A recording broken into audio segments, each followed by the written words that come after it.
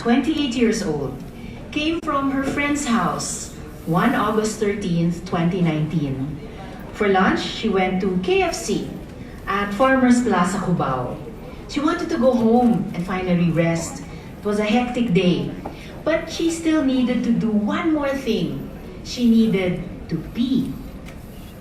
In a span of almost 12 hours, she found herself detained at Station 7, handcuffed, and brought to Camp Karingal, then brought to another police station, and then finally to Barangay Socorro in Quezon City. 1 a.m. na po siya nakauwi. Her crime? She's a trans woman who needed to pee. Panoorin po natin itong video na ito. Bakit? Nasaan yung policy na bawal mag-video sa loob ng mall? Dito kami binibidyo ko, di ba? May ginagawa ba kayong masama? Binibidyo lang ako ba? Alam mo sir, kanina sabi, nag-CR ka sa lalaki sa babae. Sabi ko, nasis kitang maayos dun ka sa lalaki. Sabi mo, bakit? Tapos pinipicturan mo na ako, pinipicturan mo. Wala ka naman ginagawa masama. Sabi mo ginagawa mo ng trabaho Hindi mo. po ako pinipicturan. Anong papel mo? Ha? Para sumikat ka? Oo, hindi ka artistahin. Hindi ka maganda, para sumikat ka. Ayun ang binibidyoan ko. Ayan ang nabibidyo. Sinain ko yan. Ayun o, hinampas ako. Kitang-kita. Para videoan mo ko. Ayun. Nasis kita na ayos eh. Trabaho kami maayos, bibidyoan mo kami.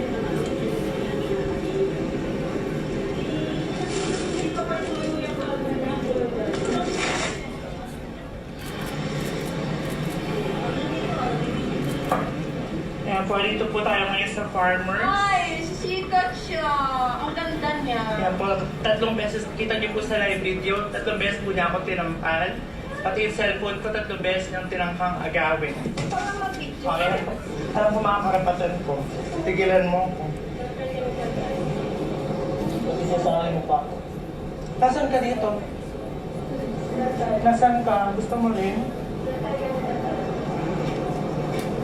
Ano po, dinala po nila ako dito sa baba ng Farmers Plaza. Kasi doon po nag-CR ako sa babae. Binitbit po nila ako dito.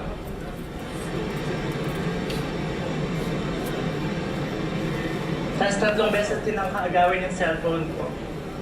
Sarap daw po akong sampalin, sabi niya.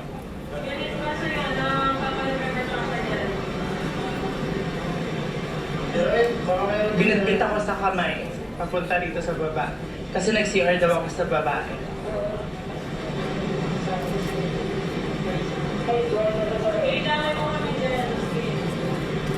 Ayan po, sabi niya, wag daw po sila yung video kasi wala daw po. Mr. President, my dear colleagues, here is Gretchen, a bright young girl. She called the police when she was not allowed to use the female bathroom at Farmers Plaza. She knew there was a Quezon City Pride Ordinance which prohibits discrimination in the access to services, goods, and facilities on the basis of her sexual orientation and gender identity or expression. Siya yung tumawag ng pulis. Siya yung magrereklamo. But instead, she found herself in handcuffs.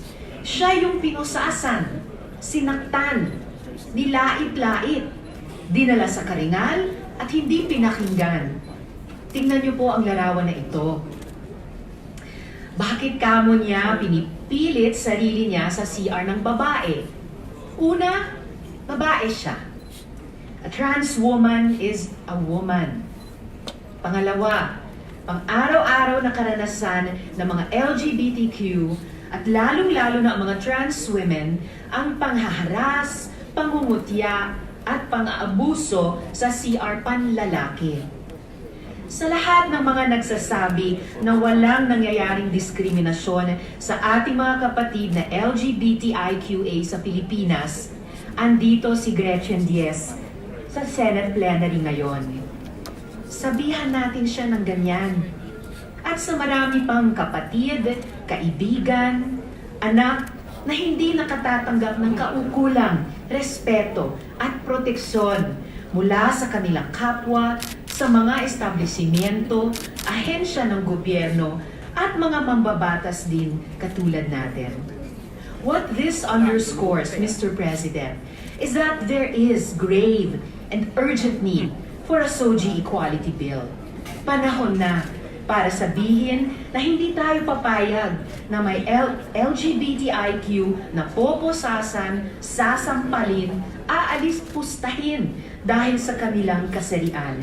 It's time that we say we will stand by those who speak their truths.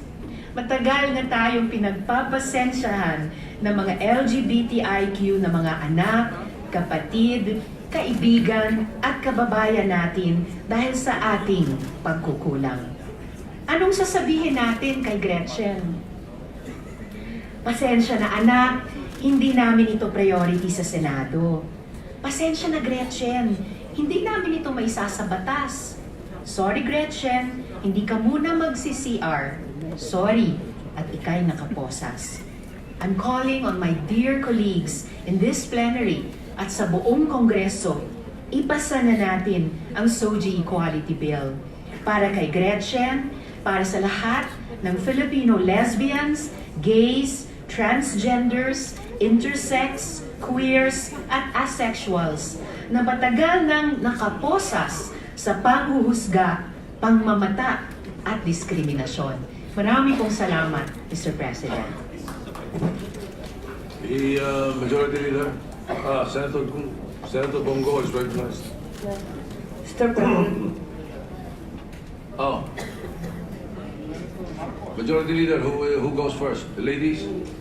You first identified Senator Bongo, sir, but we can, if Senator Go will graciously agree to allow ladies first.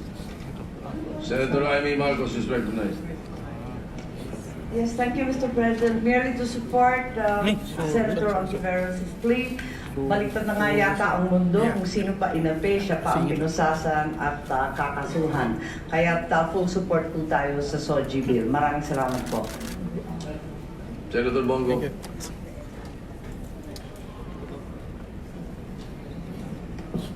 Just want to make a manifestation. Mr. President, I would like to manifest my support for the Sexual Orientation and Gender Identity and Expression Bill, SOGI Bill. Nilapitan po ako ni Congresswoman Geraldine Roman months before upang humingi ng tulong upang maipasa ang bill na ito. Kanina naman I spoke to the lady from Akbayan, Senator Risa Ontiveros, on her fight to promote the rights and enhance the welfare of the members of various sectors of our society, including the LGBT community through the SOGI bill. Suportado ko po ito, and in fact, sa Davao po, meron kaming anti-discrimination ordinance. It declares as unlawful the acts and conduct of discrimination based on sex, gender identity, sexual orientation, race, color, descent, national, or ethnic origin. Tuwing December po sa Davao, nagpapaparty po kami ni then Mayor Rodrigo Duterte para po sa mga LGBT community.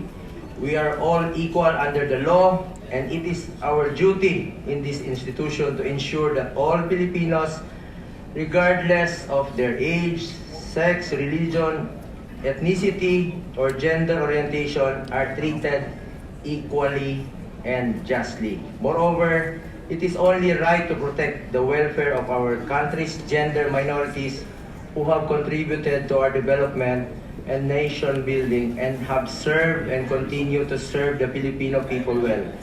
As a country that prides itself for its diversity, it is our moral obligation to safeguard a culture of acceptance and inclusivity to ensure that our children and generations of Filipinos to come will live in a nation where they feel loved, cared for, and accepted. Thank you, Mr. President. Senator Benitel.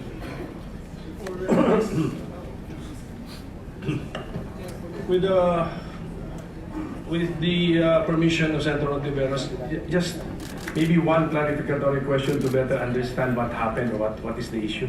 Certainly, Mr. President. the good senator, Mr. President, used the term trans woman. May we know what exactly that is?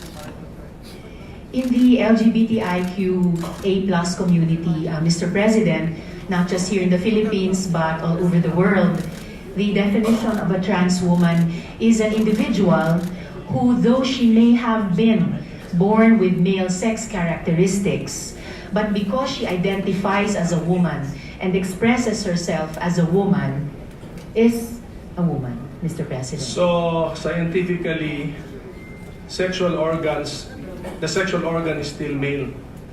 The sexual organs may still be male, but the identification of the individual and the direction or the orientation of her love or romantic or sexual attraction may be that of, say, a straight woman. But again, there are permutations. The basic principle here, Mr. President, the common element sa lahat po ng SOGI, lahat ng klase ng sexual orientation, gender identity, and expression ng mga individual ay these are their or our, kasi bawat isa sa atin ay may SOGI. Ito yung ating gender identity at ito rin ang ating sexual orientation, Mr. President. Thank you for that clarification. I have not read because you also mentioned the Senator Ontiveros also mentioned the Quezon City Ordinance. I have not read it, but does it cover such a situation where a trans woman is that different from a transgender?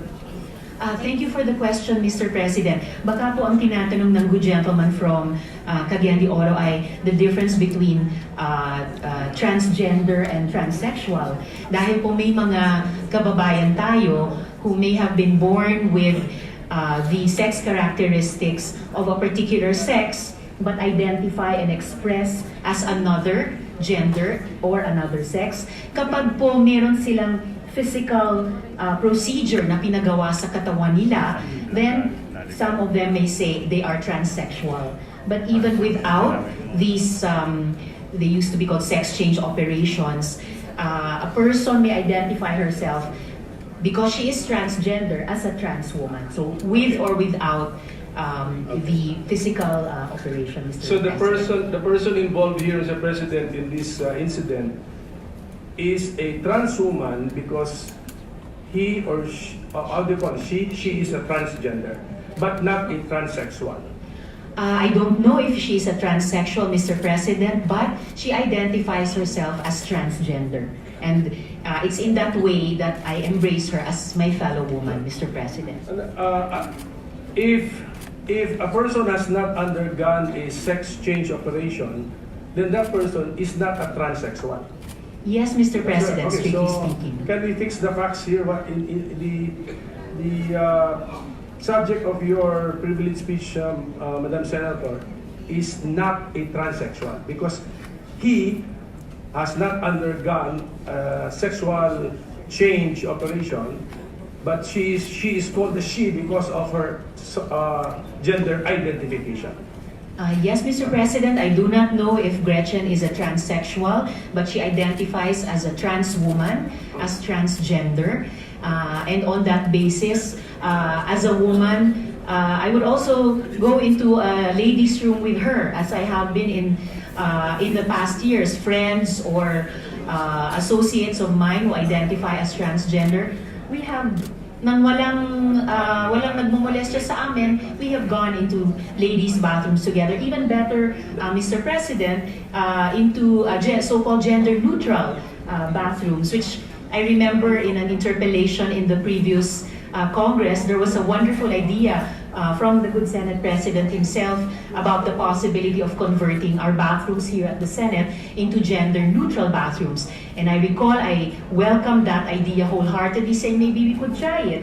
For example, just for starters, the bathroom here on the second floor. Dahil yun sa ating ganitong mga plenaryo at committee hearings, ang madalas dalawin ng pinakamarami sa mga constituents natin na iba't iba rin po ang SOGI. I have not read, Mr. President, the Quezon City Ordinance, but I don't know if the good senator has read it. And does it cover the situation where,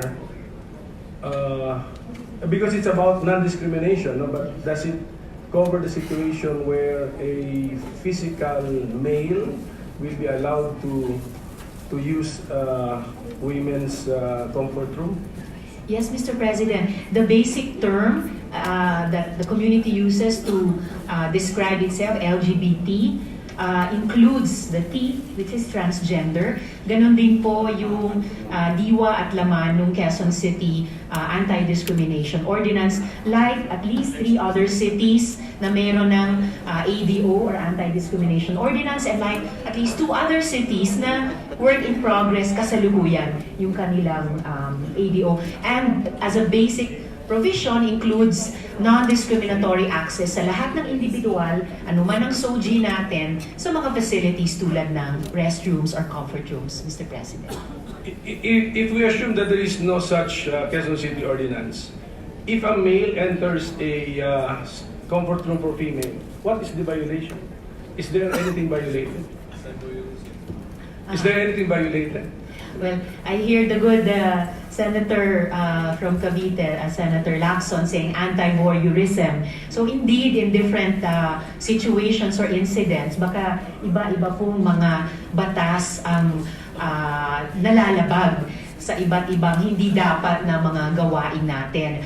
But what I am enjoining with all my heart, the dear colleagues here in the Senate, ay nasa pamamagitan ng isa pang batas, yung anti-discrimination, or more positively, yung SOGI Equality Bill, na bigyan natin ng force of law yung karapatan enshrined sa mga human rights instruments enshrined sa Philippine Constitution, yung karapatan ng bawat mamamayang Pilipino na magkaroon ng access sa ganitong mga comfort or rest facilities na walang diskriminasyon batay sa SOGI, Mr. President.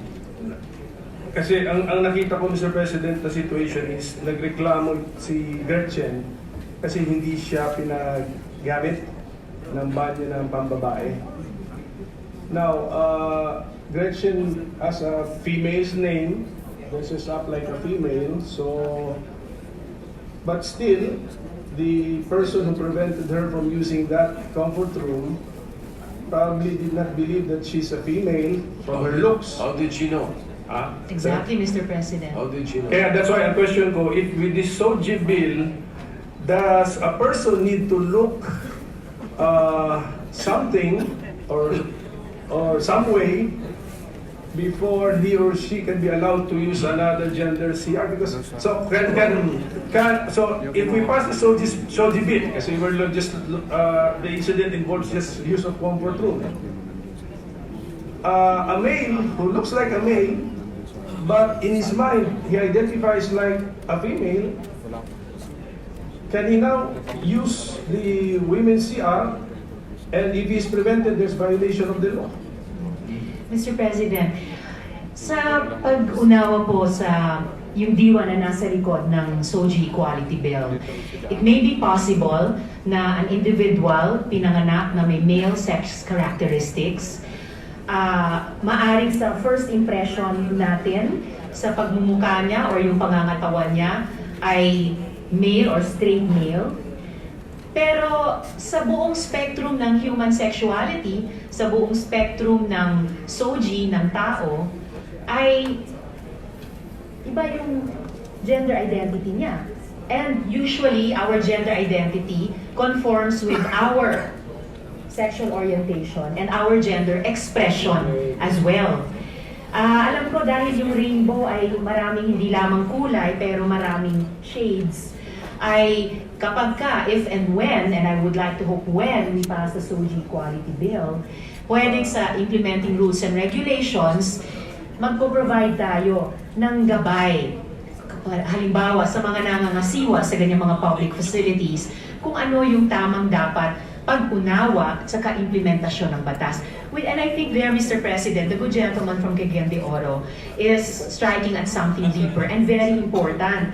Kasi kahit hindi pa natin naipasa yung SOGI Equality Bill sa ating bansa, sa syudad kung saan nangyari ito kay Gretchen, meron na pong batas, lokal na batas in the form of the Anti-Discrimination Ordinance. At nagbubukang, at least at first sight, at ganun din po yung feedback ng mga netizens na nakapanood ng video ni Gretchen mula kagabi hanggang ngayon, mukhang may malaking pagkukulang dun din sa pag-orient sa mga empleyado na nagtatrabaho sa mall na iyon na meron na pong kalahating dekada na actually, Mr. President, 5 years of the Anti-Discrimination Ordinance in Quezon City. Dapat na-orient lahat ng mga empleyado sa lahat ng mga establishments na itong syudad, kung saan natin kinukuha yung ating business permit, halimbawa, ay mayroong ganitong batas. At dapat institutionalized at internalized din po ng lahat ng nagtatrabaho doon. Bahagi na po ng kanilang customer relations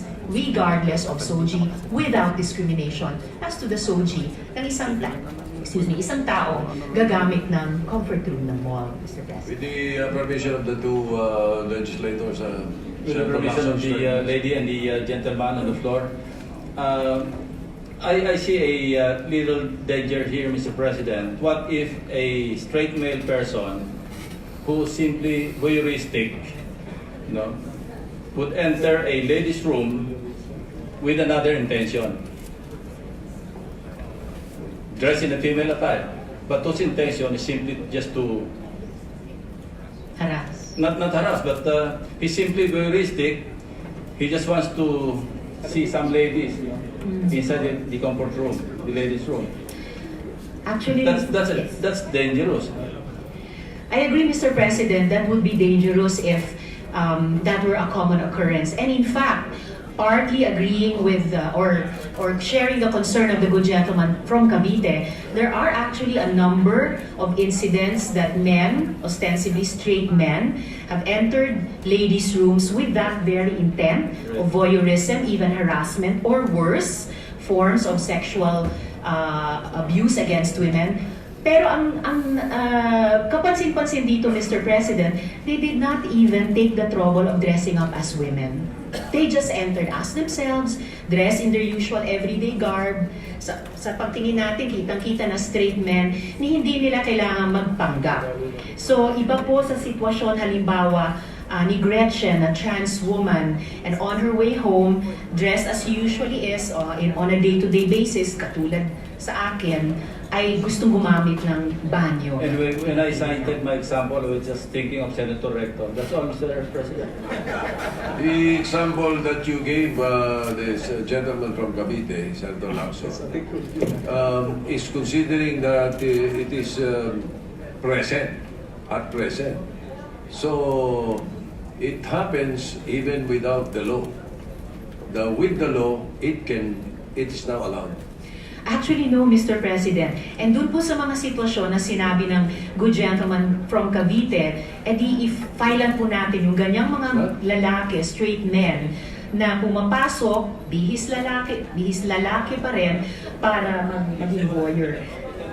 Then kakasuhan po sila ng voyeurism, harassment, and other cases for which we already have laws. Of course, I'd also like to make of record that I continue to count on our good Senate President pro tempore, who even in the previous Congress went on record supporting the passage of the SOGI Equality Bill, and I continue to have faith in his faithfulness to the passage of this bill. Dagdag po, Mr. President, according to Section 4 of the Quezon City Ordinance na tinatanong po ng good gentleman from Cagayan de Oro, indeed, establishments have to provide gender-inclusive facilities or all-gender comfort rooms. This means there is a legal obligation in Quezon City to embrace all kinds of SOGI in the provision of facilities, Mr. President.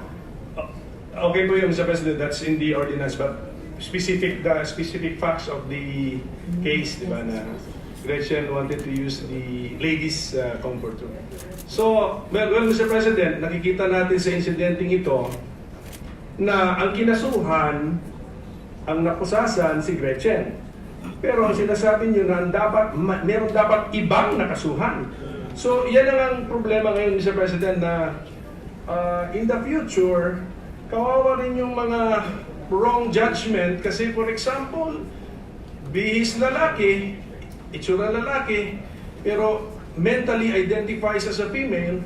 Now, under the SOGI law, will have the right to use a female CR. Paano na kayo if somebody makes a wrong judgment because of the appearance, then may kaso na yun siya. So this is only one. This is a preview of the clogging of multiplication of cases and clogging of further clogging of court dockets. Actually, Mr. President, gusto ko pong pasalamatan yung good gentleman from CDO for helping me think aloud about paano ba tayo magpo-provide in a just and reasonable law, pati sa IRRs niya. At dito po talaga, sa ganyang mga sitwasyon na, kunyari, may urgent need na for the bathroom, na hindi pa natin kailangan mag-debate sino, ano ba, ako or siya. This is where the gender-neutral bathrooms come in. When if you think about it, ang mga banyo natin sa mga bahay natin ay mga gender-neutral din. And I have seen a growing number of these gender-neutral bathrooms. May toilet para dun sa nais gumamit ng toilet, may urinals sa mga kailangan gumamit ng urinal. And then there's a common sink area where people, dahil din sa dami ng mga tao, usually halo-halong mga sex, halo-halong mga soji, it's actually a very familial environment, Mr. President, with each one not even necessarily looking out for each other, but just minding their own business. Kasi halos iisa lang naman ang dahilan kung ba't tayo pumupunta sa banyo sa public areas. And it's really to fulfill a certain biological need, Mr. President. Yes, Mr. President. So I agree with the lady senator that as far as the use of comfort rooms are concerned, this can be solved. Yes, Mr. The infrastructure, etc. But there are other issues involved in SOGI. If I recall, academic freedom, even parental authority. So maybe it's really time. It's a good time to discuss this. And this is just one minor issue, the use of CR, which comfort rooms, which can be solved. But there are other more substantive issues involved in the bill. But we are all for eliminating discrimination in our society. So, but yun lang po, ayoko lang yung mas dadami pa ang kaso, ang dami pang kasuhan kawawa naman. Will the gentleman go if you don't mind, will you go back to your original question, because I really want to be clarified also. The definition, sir? What is a transgender? What is a transsexual, transwoman? What is a transvestite? So the third one. Yes, Mr. President. The transvestite is an old term na sa karanasan po ng mga trans persons, naranasan nila na derogatory term ito, yung sarili nilang self-identification as trans persons is either trans man, trans woman, transgender, or transsexual. And yung transgender is the more all-embracing term. It refers to an individual na pinanganak with a certain set of sex characteristics, and then nung nakilala niya yung sarili niyang pagkatao at kung paano siya magmahal ng ibang tao, ay maaring yung gender identity and gender expression na hindi nagko-conform dun sa sex niya, yung nakaprint sa kanyang birth certificate.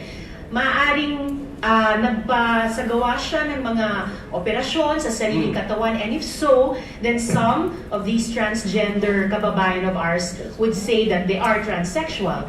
But even those who are not transsexual but identify and express differently, hindi nagko-conform dun sa binaries natin na male-female, they would all say they are transgender. So, encompassing yung transgender. Mas encompassing po, Mr. Whether you President. had a sex change or not, Yes, Mr. you're a President. transgender. You may be a transgender.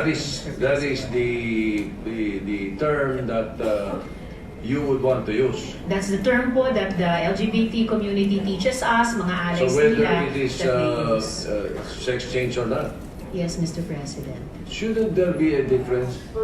Well, there is po in that difference of definition between the two terms, transsexual, transgender. So, A lahat... transsexual is someone who has had a sex change. Yes, Mr. President. So, kung si the good gentleman from CDO is the mathematician among us, transsexual may be a subset of transgender. Pero the universe of trans people, transgender. Hindi po lahat ay maaaring transsexual. Senator Lapid, do you have any comments on the matter? In the lounge, all right. Senator Pimentel, go ahead. So, Mr. President, since we are on the topic, just a few more questions so that we can prepare for the debates. The term now is LGBTIQA. Plus. May plus pa? Okay, so hihingi sana ako ng definition ng IQA, pero kung may plus pa, bawala katapusan pala ito. So, is it plus, not a sign greater than sign? Talagang umanda na po ang math ng good gentleman from Cagayan de Oro, Mr. President. Plus po dahil sa natututunan natin about human sexuality, maraming kulay, maraming shades. So the spectrum may be forever being further and further refined habang nakikilala natin ang ating mga pagkatao. Although I would love to put again on the record, Mr. President, na yung isa sa paborito kong letter doon at definition ay yung sa Q, queer. Napag-usapan din po yata natin, good gentleman from CDO nung interpellation, previous Congress, na ang mga queer, sabi nila, parang hindi lang sila nagbabother kung paano sila magge-gender identify, hindi problema sa kanila kung ano ang gender orientation din ang iniibig nila, basta nag-iibigan sila. So one of the most beautiful things I've learned from the LGBTQ+ community ay sa mga queer, halimbawa, for the Q people, for the queers, it's all about love. And who can quarrel with love, Mr. President? This is going to be a very lengthy debate because Yes, I recall we debated that before, and when I went to a television program that I am part of, I asked Alan Kay if he is okay with the Q and the queer. He said if you call him a queer, sampalin ka raw niya. So, it depends eh. Depende sa Hindi yun siguro yung gender identity. Tawagin mo siyang gay. Okay po, yun. That's an example. Why that 90 letters? Why not just Homo sapiens? We're all Yes. Yes, Mr. President. Totoo po. We are all Homo sapiens. We are all human beings. We are all one species. Why do we have to segregate the gays from the lesbians? We are straight guys. Hindi po sana kailangang mag-segregate, Mr. President. I agree with you. Kung yung human civilization natin at mga societies natin, pati Philippine society, nag-evolve to the point na walang diskriminasyon. May equality among all, regardless of identity, regardless of expression. Kaya lang po hindi ganon ang nangyayari. And I believe that is why the community felt it necessary just in the last 20 years na lumalaban sila para sa anti-discrimination law, dahil tuloy-tuloy pag-document nila ng diskriminasyon. And as the good gentleman from CDO said, yung nangyari po kay Gretchen, isang kaso lang po ito. For her, for the community, it may be one, but it's not minor. Kasi nagsisimbolo po talaga na may diskriminasyon pa rin sa ating bansa, na hindi pa rin pantay-pantay ang lahat sa ating lipunan. And Gretchen has again given a face, a name, a story, a life, kasi yung buong pamilya niya dumating kagabi para suportahan siya, yung marami niyang kaibigan na taga-suporta. She has given a new, a fresh wind sa laban natin para sa SOGI Equality Bill, Mr. President. So, Mr. President, this is just a preview of the interpellation when the committee report or the bill is discussed in plenary. So, anyway, so siguro ang burden ngayon is nasa Quezon City government to give life to its ordinance. That is one, Mr. President. Investigate what happened here. Pero siyempre, ano na lang siguro, kung meron mang, kung pwede wag na parusahan yung mga nag-prevent din kay Gretchen kasi malabo pa, hindi pa rin ganun kaklaro eh. Ang mga konsepto, ano yung rules. So, let this be a learning experience for all of us. And then, Quezon City siguro, government should really focus on this incident and then provide all of the details necessary for the successful implementation and giving life to their ordinance. And I believe they're the first city to have One of the one of first the two, first. Mr. So, President. Opo. so congratulations to Quezon City, but at the same time, make sure that your ordinance is properly understood and implemented. Thank you very much, Mr. President, Madam Senator. Thank you. Thank you very much, good gentleman, Mr. President. Just to put on record that Quezon City Mayor Joy Belmonte already said na may violation of ordinance na nga. May violation ng batas ng Quezon City. Agyaman to Senator Amy, dagang salamat to Senator Bongo, o kay Senator Coco. Thank you very much, Mr. President, good majority leader. Majority Leader. Mr. President, Senator. the Blue Ribbon Committee Chair would like to weigh in the issue. Just a few questions. Senator Gordon is recognized. Thank you very much. Will the gentle lady yield? And I understand lady is a pejorative word nowadays. They prefer person. Is that correct? It differs from woman to woman, but woman for us is So it's fine. kind of getting difficult to live in our world today because we're making adjustments, right?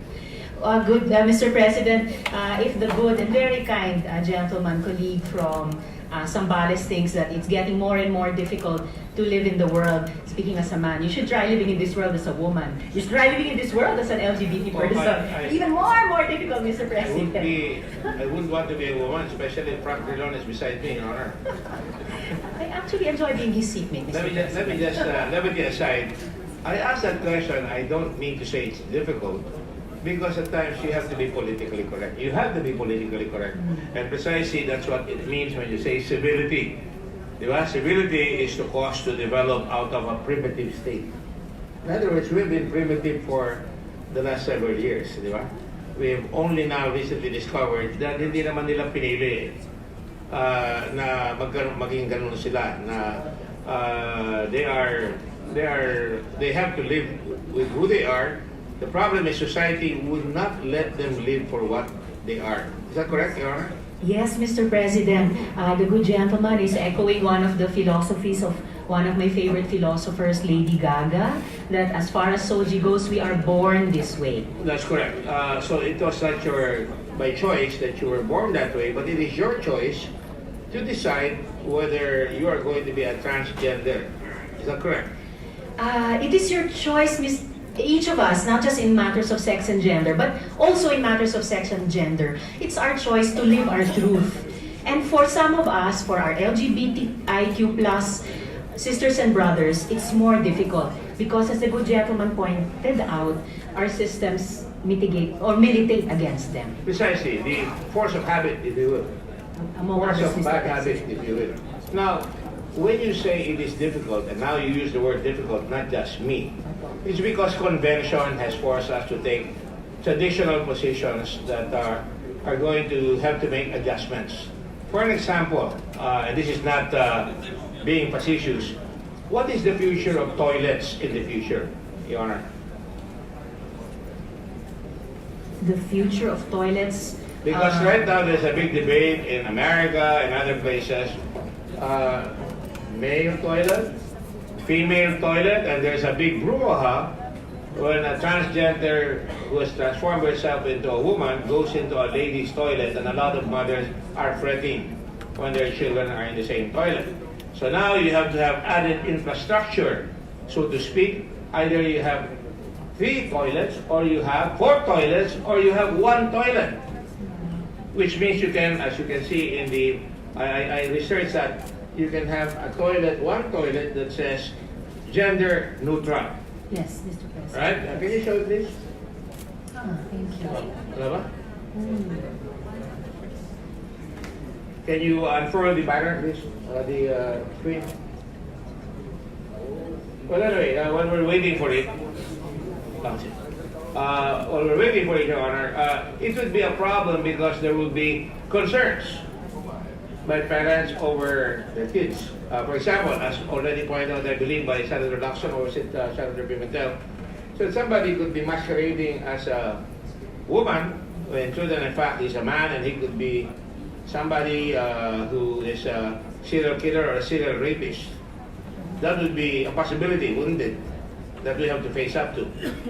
It's a possibility even now, Mr. President. Correct. Without the law to protect LGBT persons against discrimination or to enshrine in law their equality. Which means it will be a qualified crime if somebody does that. That will mean talagang deprave yung character and conduct and attitude so that they will take advantage of a toilet designed to protect or to at least respect yung kasarian ng isang tao. Would that be correct? I think, Mr. President, if we were in fact to provide on a wide scale those gender-neutral bathrooms, on the one hand, it would help achieve, it would be one way of achieving our goals of a SOGI equal society, of a society that was freer from discrimination. The matter of public safety, of crime prevention, would remain a concern, but it will not be disabled by SOGI equality bill. It will remain a concern that we should apply ourselves to as a modern society. Definitely not, but I guess it's what you might call fine-tuning. You're fine-tuning society to the new reality. That we are now being to accept the fact that there are people born and they're, as they say, I remember Christian Jorgensen when I was still in grade school, she was a woman trapped in a man's body. And so she was, I think, the first transgender. Trans man, Mr. And she even said, I can be a wife, but not a mother, if you recall. Very interesting, Mr. President. No, but that's a statement that was very popular in our school at the time because everybody had not accepted the fact that there was a situation where other people would have to respect. At that time, LGBTs, and for that matter, the gay types were bullied in school. Yes, And that's why I said it was quite difficult for somebody born as such to adjust to the life that he seeks, no? And that is why, Mr. President, those of us who have observed and accompanied the struggles of these our LGBTQ kababayan, we know, like the mothers that the good gentleman from Zambales mentioned earlier, mothers would be concerned equally for the safety of their children in bathrooms, equally that all of us mothers, that our LGBTIQ8+ children should have access to these bathrooms, especially gender-neutral bathrooms, where there would be no discrimination against them, where they would be equal to others in the use of these facilities, Mr. Your Honor, I call the attention of our colleagues in some of the toilets that are coming out of the world. For example, gender-neutral toilet. Yes, Mr. All right, and then there's another one. Whatever. Can you recycle it, please? Gender-neutral toilet, or they were presenting it earlier. Can the audiovisual guys take a look? That's Yeah, there you go. beautiful, There Mr. you go. President. Restroom with different types of, the symbol of man, woman, and the other, yeah. Ms. Severi is asking me if I could be majority floor leader, so I would have to transform myself into a majority floor leader right now. And my last question for the sake of our friendship and is simply this. I just found out that you have added a few. And few used to be a pejorative word, queer. Yes.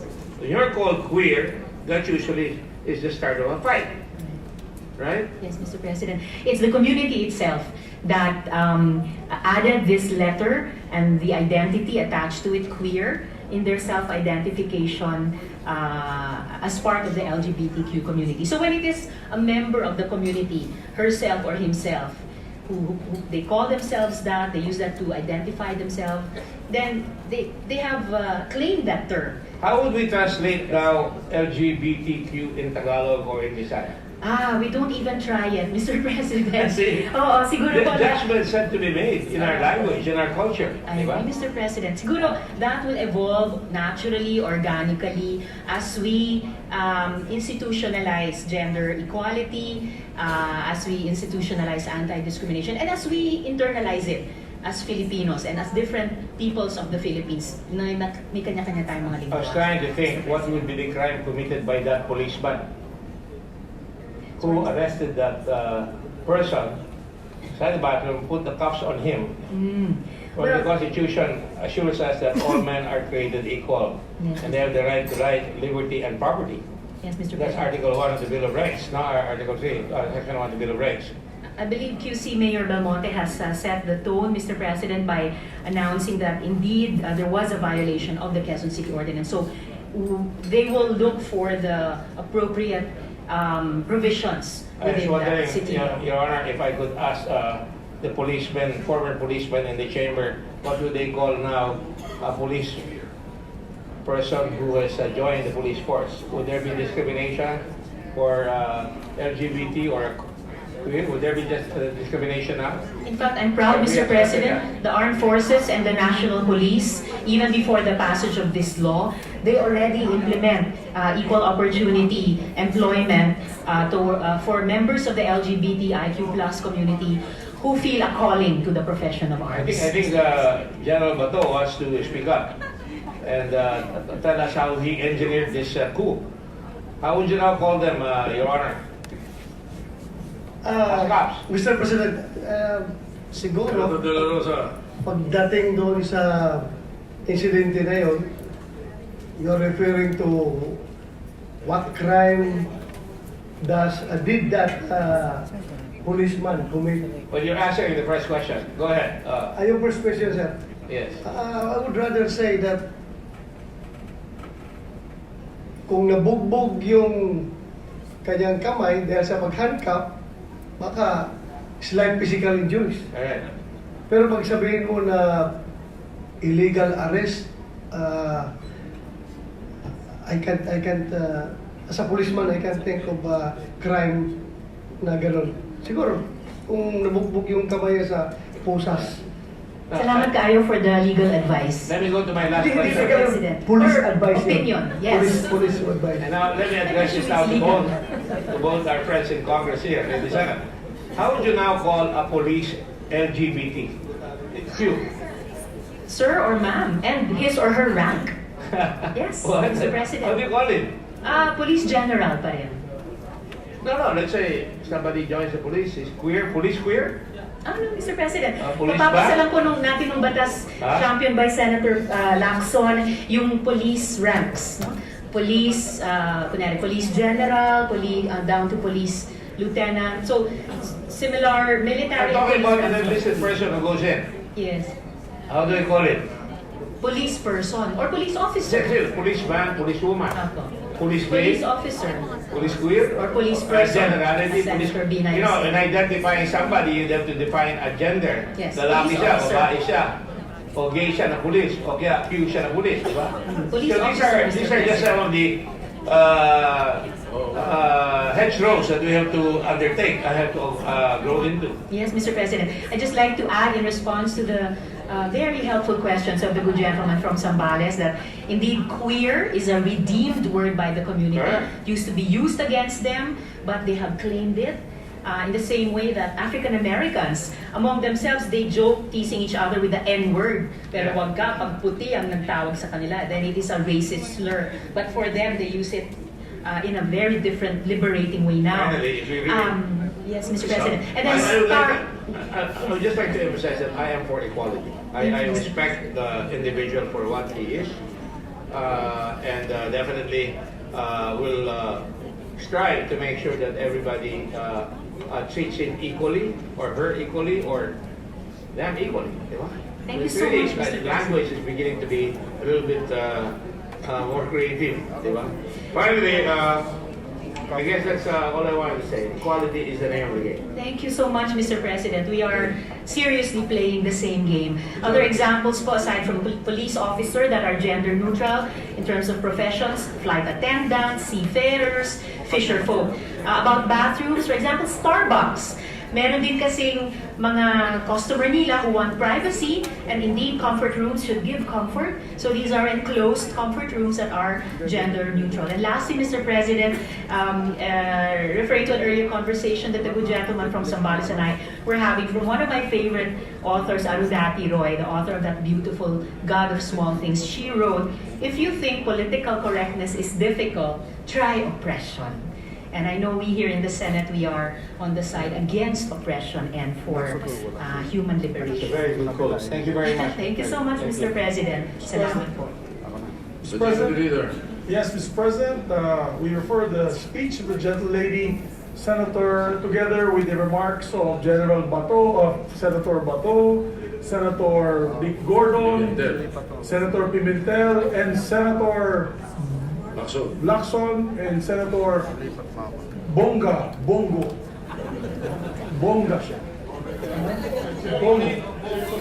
And Senator Lapid on the side, which we will discuss further in the lounge. The lounge, yes. Mr. President, I think to he the- wants to suggest that the toilet in the lounge be gender friendly already, so we can use the toilet of the women. But you know, Mr. President, when I had the chance to visit Europe recently with my family, Baltic cruise, the Baltic states, Norway, Finland, and other